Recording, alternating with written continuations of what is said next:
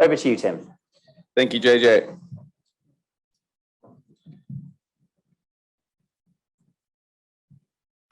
Okay, thank you all for joining us on this beautiful Sydney day. What a fun way to work out that my shoes aren't as waterproof as I thought they were.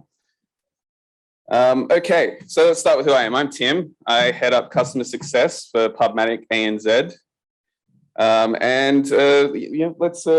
This is what we're talking about today. It's the future of CTV transparency, supported by content object. Okay, I'm just working out how this might work. There we go. I've got it. Okay, so you might think I'm going for the record of the quickest presentation today, but I think I'll start with a takeaway, which is quite an unusual thing to do, in that really the path forward here with CTV transparency, it's a collaborative effort. It's not going to be one party alone achieving this. And so me standing here throwing words at you or throwing data at you is not that path forward. I think it's as I said, it's between broadcasters, publishers, SSPs, and the DSPs. So let's have a look at the brief overview of what we're going into. So, I mean, starting with the obvious, why does this matter? Again, there's not going to be any sort of groundbreaking information that comes out here or hot takes, as the kids might say. It's purely understanding, getting on the same page, and sort of pathing the way to the conversation that we're going to be having shortly. And so past that, we'll be talking about what content object actually is. I think it doesn't make sense that we're all sort of talking about something that not everybody in the room might understand. So hopefully we'll do our best there. And then just essentially just a couple of activation capabilities of content object. But let's start with it. So starting with transparency. Why does it matter? Again, this isn't going to blow you away. I'll preface this with the data that we're looking at here was sourced in the US, but us being a global company, these are conversations that we are having in every global market we operate in. May of last year, a survey by Advertiser Perceptions had a takeaway that the number one concern for buyers is a lack of transparency of where their ads run. What do we mean by this? It means exactly that. The buyers normally do not have visibility into where or what programs their ads are running in prior to winning the bid auction. This lack of transparency is going to cause a variety of challenges and pressures on both the buy and the pub side. Particularly on the pub side, that pressure is going to be that budgets will start to shift to publishers and broadcasters who pass these signals along. And then sort of let's take a step back here in terms of, about transparency and why it matters. Let's look at linear broadcast and direct. These are buying channels that buyers know exactly, what they're going to buy before committing a single dollar. And that level of transparency is something that is going to be necessary in order to sort of drive that convergence of linear and direct with programmatic digital CTV buying. It's going to allow buyers to strategically plan out their media schedules and offer them a level of brand safety that they would normally get when buying linear TV. And then it's also that level of transparency. Again, this point has been brought up a couple of times today on earlier panels. There's a level of transparency will also help mitigate ad fraud that does currently afflict CTV. We see it, in certain markets more than others, but this will help cut through that. Okay, so entering stage left is the content object. We've got the problem, it's transparency. So what are we doing about that? What tools can we use? Content object is the answer here. So first and foremost, buyers put a lot of value in contextual relevance, but usually their ability to understand what they're buying programmatically stops at the URL or the app bundle level. So that's exactly what content object is. It's going that one level deeper. It's describing the actual video rather than the environment that it's running in. So content object metadata signals would be things like name, genre, rating, a flag for is this live supply, is this catch-up supply? And so, I mean, allowing buyers to target against content object attributes, including genre, content, category, series name, is going to drive a greater demand density and yield. allowing buyers to set more realistic pricing floors on programs and genres based on historical bid data. That's going to help level the playing field for both sides, and it's going to inform the ecosystem on the marketplace value of specific sets of premium content. There's going to be value to publishers. There is going to be a competitive advantage to the broadcasters and publishers that action this first. We've seen it in other markets. We've even seen it to a small extent here. The budgets do shift to where this transparency is available. And again, the topic of this conversation is that, this is a slow rollout. This is a slow adoption. So where we are seeing some adoption, we're seeing a shift in budget there. Ultimately, content object controls allows for a type of transparency that TV buyers and most in the buying community are accustomed to buying directly in linear. So enabling these data signals will not only provide complete transparency into the buying process, but it will also drive and attract more demand from agencies and advertisers towards that supply. And again, probably the hottest take here will be, this is what bridges the gap between linear TV buying and digital programmatic buying. So let's take a sort of half step back here in terms of what are we actually talking about when we talk about content objects. So here the context here is content object targeting, but I think, again, probably another half step back, we're talking about content objects data signals. And so targeting is but one thing that you can do with those signals. There's an analytics piece to it. There's a yield piece to it of, these will give understanding on the buy side of what you're targeting, of what you're buying, and an understanding on the publishing side of, the performance across those specific subsets of industry, those subsets of your inventory, and leaning on your SSP partners to give that analytic and yield insight. So content object, there's, I believe, and JJ will probably correct me a little bit later on, I think there's about 22 attributes that can be targeted at the content object level. Your 5, it's a huge amount of fields. They're not all equal. There's a slide towards the end of this presentation that you'll see a sample of those fields, but I think the most common ones are going to be show name, genre, category, rating, and then a flag for, is this live or is this catch-up TV? Buyers want content object targeting, therefore they're willing to allocate their ad spend towards that. It's something that I can't reiterate enough. It's what we're seeing it in practice, and it's definitely something that is going to continue to roll forward. Probably the other thing as well that needs to be probably addressed is that these are not content object data signals are not new. These are something that have been around since 2014, and the adoption is slow for a variety of reasons, which we will get into. Again, as I said, I could sit here and espout from multiple points of view why the adoption is slow here, but I think it's sort of hearing it from DSP side and from the other ad tech side is important. So why is it important?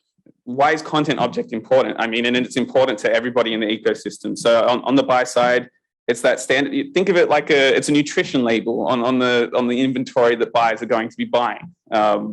And so, it's that integration of show and placement level details, channel, genre, pod placement. It's important just from that activation point of view, as you do curate your buyers, a deeper understanding of buyers, combating against ad fraud. Publishers, it's again. Sorry, I'm about a slide ahead. Let's catch up. There we go. Benefiting publishers. Nothing too revelatory here. It's passing these signals can easily influence buyer demand and how they're able to manage their inventory. Again, as I said to the yield piece of this, it also allows you to set, set and test pricing floors amongst your inventory. Applying CPMs on specific inventory. And then on the buy side, again, I'm repeating myself, cognizant of that, and that's definitely something that's going to be happening on the panel as well. But again, it's the standardization of transparency, the integration of signals that we currently aren't seeing. There's a ton of obfuscation that comes through that programmatic buying, and this is going to combat that. Why has adoption been so slow? I'm not going to spend too long on this slide because I think again this is something that's going to benefit from the conversational point of view. But what we're talking about here, tech challenges exist at all levels of the solution here. So from the broadcast side to the SSP side to the DSP side. It's that their sort of talks goes back to the point that I'm trying to make here, that this is a collaborative effort. DSPs will rely on SSPs to pass these content object signals in a reliable way so that they can be used for targeting. Some SSPs are moving on this already. I'm going to keep the plugs to a minimum. Pubmatic is one of those SSPs moving on this, but it requires a lot of work. But with work, that's road mapping, planning, and resource. And so there's a justification for it, which I think I've addressed more than enough times here, which is that the demand is going to shift to the people who act on this first.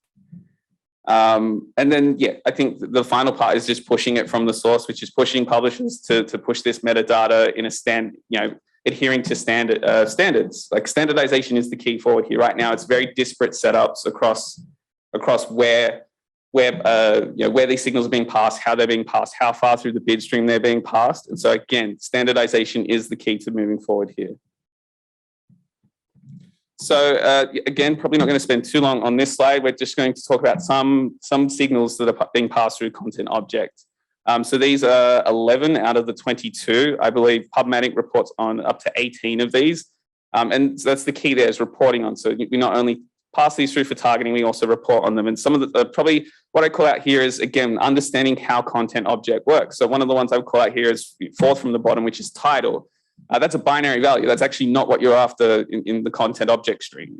All that tells you is if a title is present or not. So you'd be looking for more series, which is, again, this is generally what people mean when they say title. So it's Big Bang Theory is one of the examples here. I mean, as I said, not trying to sort of speak from one point of view here. It's definitely going to be a collaborative thing, and so I will throw it over to JJ. Yes, that's great. Thank you very much. And if you take a seat, Tim, grab a seat with a mic, and we ask Jessica and Phil to join. Hopefully, the mics are actually on. Test. Excellent. And I was excited to see this topic come up because it's important. A lot of work's been done with standards recently in and around CTV. So whether it's an update of the OpenRTV protocols to allow for podding, or whether it is the update in the taxonomy, which is the key piece, is more of that granular information is able to be passed through as a content object. That's a critical update. So I was delighted to see the topic, Tim. And those slides are available to everyone afterwards, aren't they? They are. Yes. Excellent. Now, may I ask you guys to introduce yourselves, please, starting with you, Jess? Hello. Hi, I'm Jessica. I am the country manager at IAS, Integral Ad Science. For those who don't know Integral Ad Science, we enable the industry to invest in high quality media that's viewable, brand safe, fraud free, and suitable. My name is Phil. Is this on? Yep. I run the Ad Cloud business for Adobe Advertising Cloud for the APAC region. So the ad technology capability that Adobe offers our customers.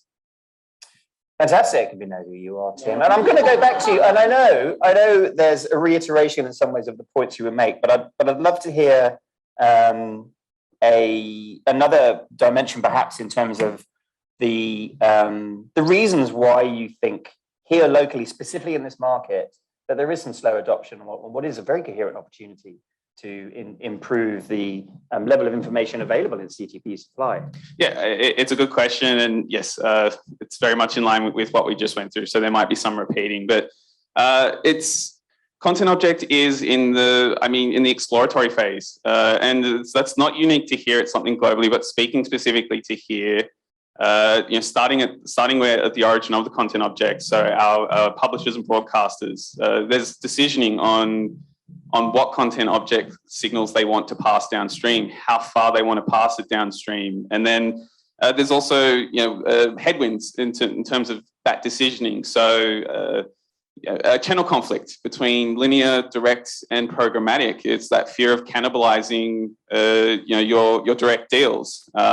Then outside of that, there's contractual hurdles to jump through as well. Being a network broadcaster, you have multiple agreements with multiple production companies, which those agreements do cover monetization of said content and passing data of that content as well. So, I mean, it's not just from a commercial standpoint, there's also logistical standpoint, like there are logistical barriers in the way.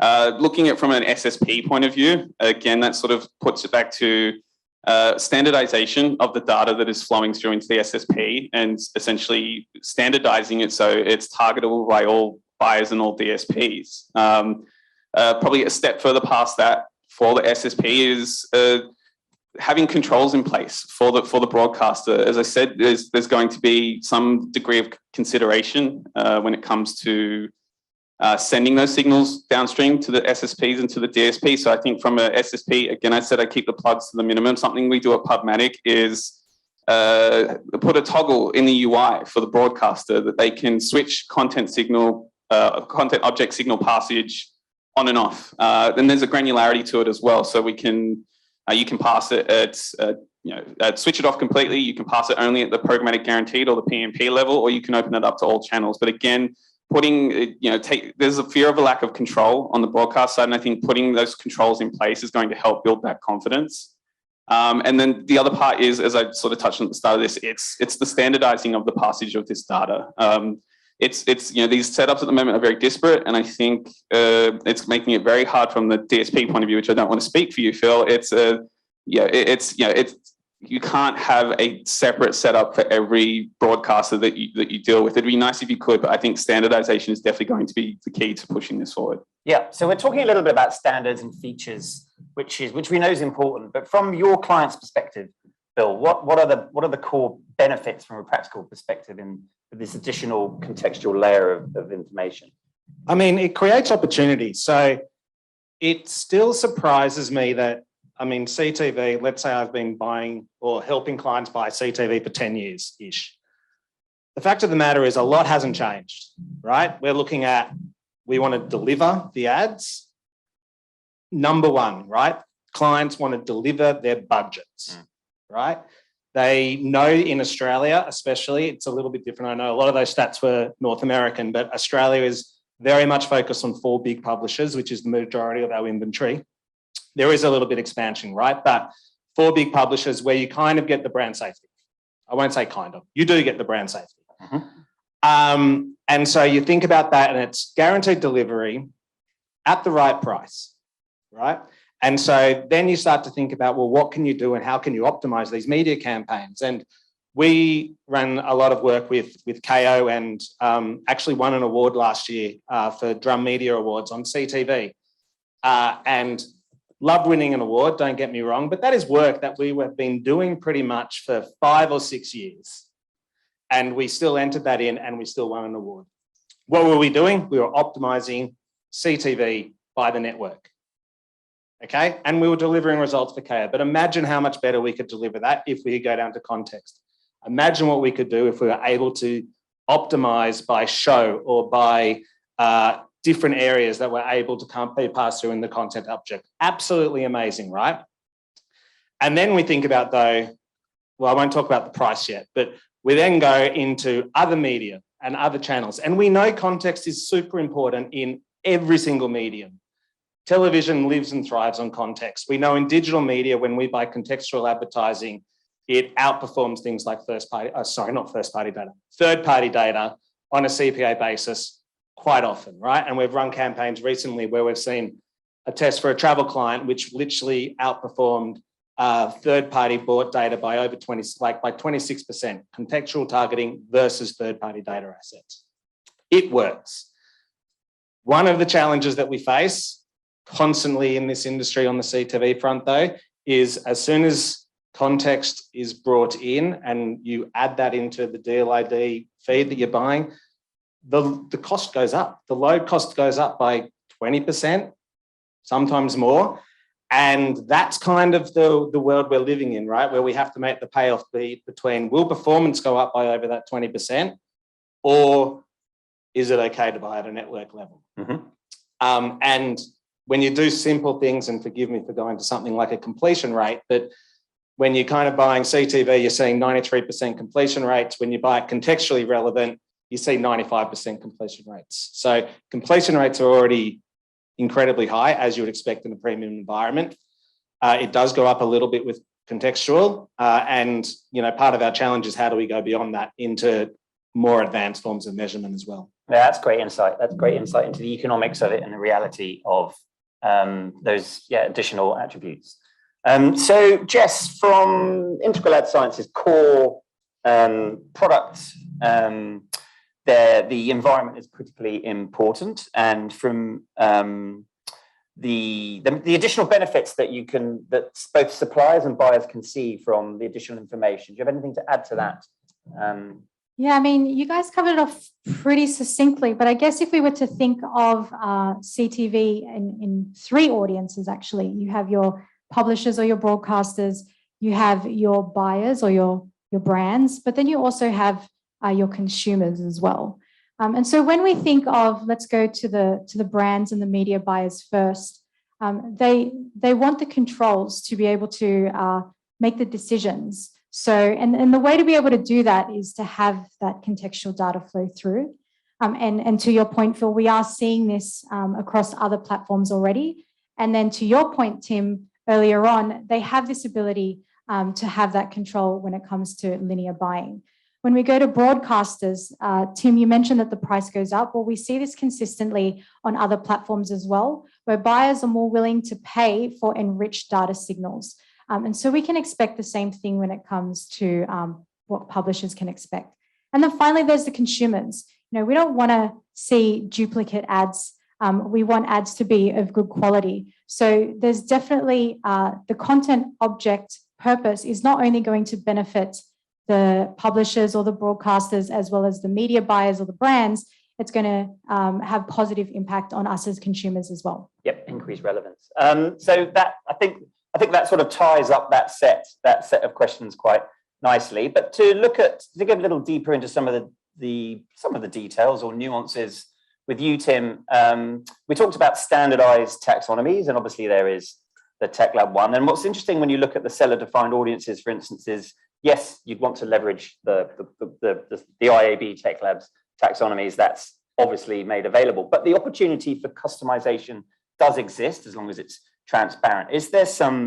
Are there issues though in terms of just the various ad hoc taxonomies and differing naming conventions that you're seeing through the ecosystem? I mean, yes, it's born of that's not all setups are uniform, and I don't think they ever will be. So it's how do we employ these setups? So they're CMSs, different combinations of CMS and ad server with taxonomies that are often proprietary. And so I think how we push through that and how we solve for that is exactly what we're doing now. It's an educational thing. It's a conversational thing.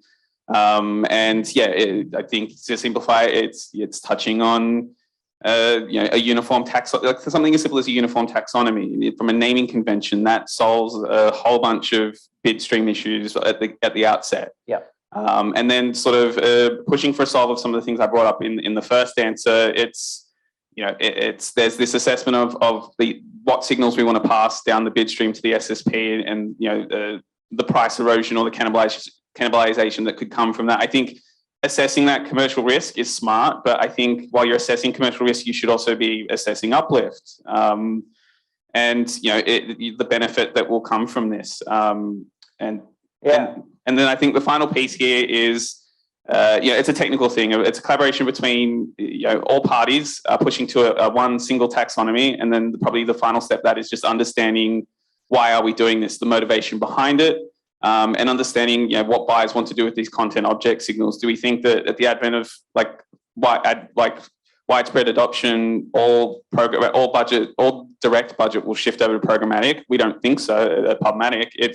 It's more just understanding what these signals are for. And we believe it's going to be for the purposes of transparency, for the purposes of closing that gap between programmatic and direct and linear TV buying. And so I think that educational piece, along with sort of the technical execution, is the solve. Yeah, I think we need to bang the drum a bit harder here in this market too, as an industry body with relevant councils. Also, I think back to it was about 3 or 4 ad ops sessions ago where we had a session with a bunch of tech ops guys, like in a Nirvana world, what would you want to resolve?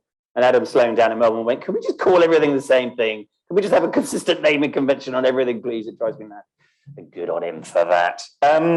So Phil, just to look at it a little bit differently is, do you think there's some resistance to standardization because it's perhaps not deemed necessary because of the nature of that curation of supply from a small number of premium suppliers feeding it into buyers directly? Do you think that's the weirdness of Australia?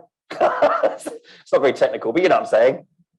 I mean, potentially, yes. I mean, you have a limited number of publishers who capture, Tim, you could probably answer this better than me, but 95% of the market on CTV? Yeah. I thought so. And so then you go back to like what I said before, is the fact is CTV buying hasn't actually changed that much. Okay. When you get briefed by a client, they have a budget, they have a reach goal and an optimal frequency. And Jess, I'm going to ignore like, yes, there's sometimes frequency cap issues and things like that. Yeah, we all know that, right? That's a technology that we need to fix. But that's the way it's bought, and therefore everything goes into curated guaranteed deals, whether that's from an agency, from a client. They're trying to ensure that they can get the inventory they need at the price they want and then deliver what they need, which is their budget right now, right? Mm-hmm. And so there is a resistance to go back because there's a lot of education that has to take place. There's education that has to go back to our clients around the fact that if you're buying program like in an automated, non-guaranteed way, your reach and your spend levels are going to fluctuate on a daily basis. Are brands willing to accept that?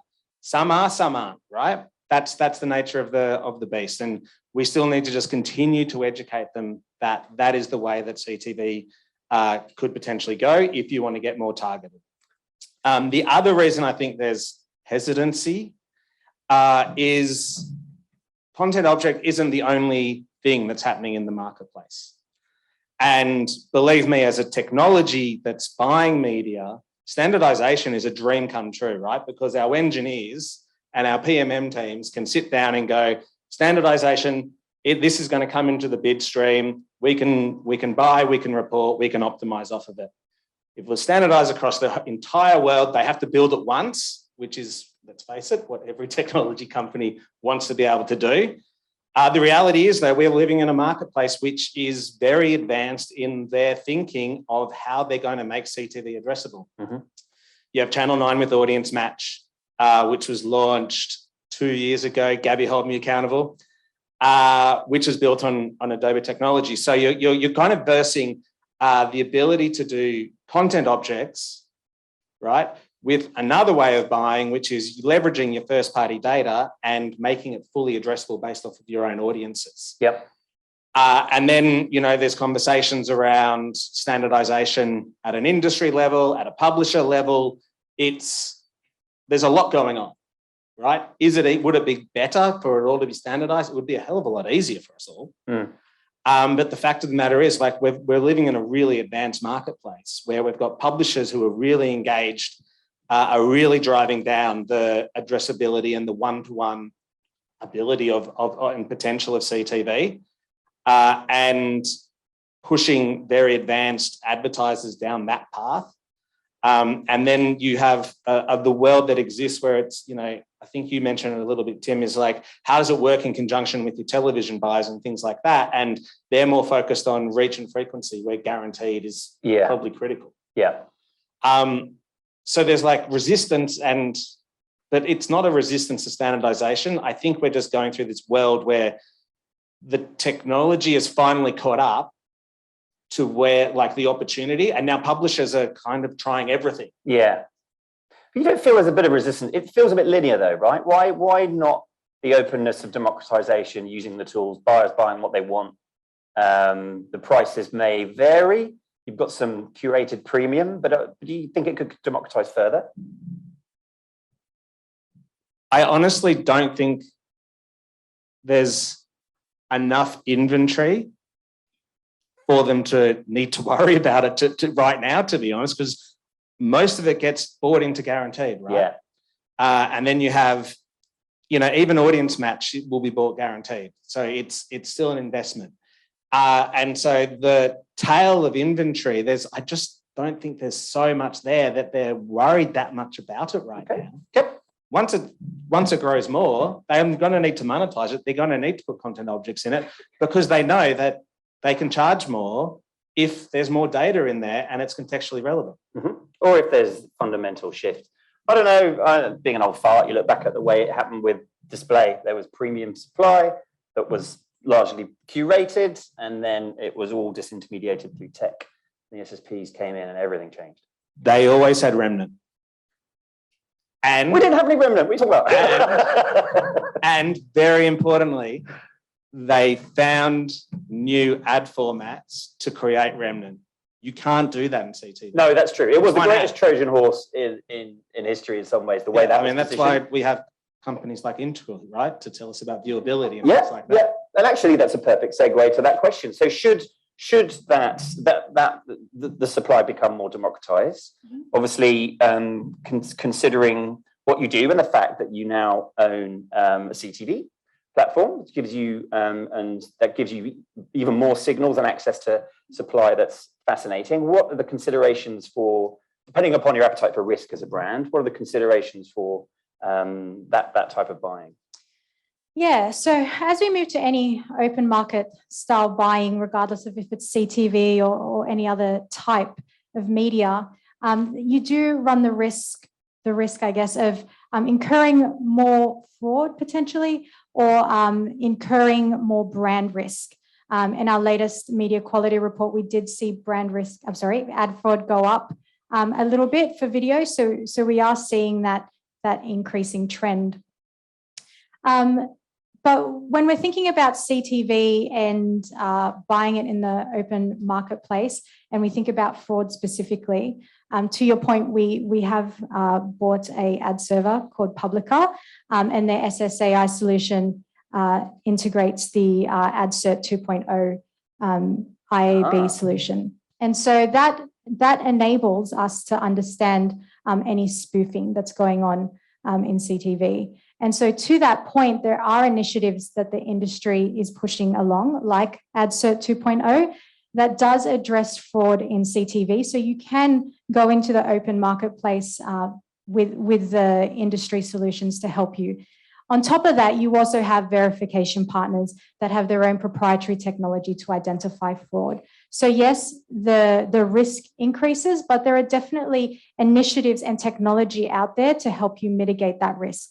When we look at brand risk, what's really going to solve for that is this content object. And the reason for that is because it is passing through those signals. So as a buyer, you can make informed decisions about where you want your ad to be placed. Fantastic. Music to my ears. We're going to talk a little bit about ads.cert after the next break, where we are going to talk about fraud. It's all part of growing up from teenagers into adults or young adults or whatever we think we are in the industry. My analogy. And so just to check, do we have anything on Slido in terms of questions? It's a bit dull. I think we covered that. Anything here in the room? Well, you can answer it if you like. Wow. Brings me, well, yeah. Anything in the room? Now that I've completely slated previously, capping is probably critical to all buyers, particularly in the CTV supply. No, all right, then what we've got a nice kind of vague question at the end, which is, what are your hopes and dreams for 22 and 23, Tim? I think we know what it is. The standardization. Yeah, it is. Anything else? Yeah, I suppose the boring answer is, but it's relevant here, is CTV is a rapidly growing space, and I think the transparency that we've talked about today is going to accelerate that growth. Slightly less boring answer, only slightly, is unified auctions for CTV and BVOD. I think, again, probably bold prediction this year, we're going to see shifts and momentum there in this market. I think it's something we've been pushing for globally, but it's good to see it here in ANZ. I think democratizing the supply is going to open up opportunities around scale, which then opens up other doors around addressability. And I think, you know, there's the potential to see some really cool things happen, you know, in that sort of different landscape. I think it's going to be a pretty significant shift in gear. Yeah. Phil? I think we're going to see addressability in CTV scale. It will probably, and I'm sorry, JJ, but I think it will be led by first-party data and the ability to target that. That will help educate publishers around the fact that potentially there is opportunity that exists around content objects and things like that, and will potentially change the way that we look at buying, because, you know, conceptually there's no reason you couldn't buy on a guaranteed deal, especially at an agency where you're buying on behalf of multiple customers, and then use content object to optimize and deliver the right ad, right? Like, it makes a lot of sense. That would, you know, deliver better outcomes for all three constituents that are involved. But I do feel that it's that tipping point of addressability, using first-party data to be able to drive connected television. And then, you know, so often I still think that we forget about the reporting side of things, right? It is a very expensive medium. And gut feeling says that it's super powerful, right? Because it's a huge screen, it's TV, it's in the home. And from the reports that we do, where we measure things like brand lift and, you know, short-term conversions, we see great results. And that was one of the drivers of that KO study. So it's publicly available. And I think we're going to continue to see more and more people dive into that, and then start to understand, is a additional price loading worth it or not? Because you're going to pay for outcomes. That's our whole industry is moving towards that, which is away from CPAs to outcomes, which is fantastic. Yep. Meaningful metrics. Jess? I'm going to have two things. The first one is more about technology. So really embracing things like unified auction, just-in-time fetching, technology that has really been built for CTV. The second thing I'm really excited about is how CTV can work with other platforms. So for example, I'm not sure, this is all over the news, but Coinbase did that ad during Super Bowl where they had the QR code and then it crashed their site because so many people scanned that QR code. How can CTV work in partnership with other mediums to drive outcomes, to your point? And that's what I'm excited for. No, that's great. And we did write a blog piece with a couple of updates on it, but included bits on frequency capping in relation to the latest open RTB protocols and ads.cert, which you'll hear a little bit more after the break. But for now, thank you so much, panelists. Thank you, Tim, for your presentation. Thank you for your time.